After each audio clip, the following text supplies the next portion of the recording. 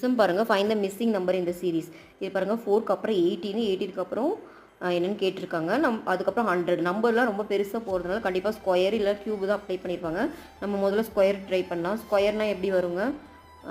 2 square, ஏன்னா 2லேருந்து போட்டு பார்க்கலாம். 3 ஸ்கொயரு, அப்புறம் 4 ஸ்கொயர். இப்படி பாருங்கள், இது நமக்கு 4, இது 9ன்னு வருது, அப்புறம் இது 16 வருது. இதுக்கு இது ரிலேஷன் இருக்கான்னு பார்ப்போம்.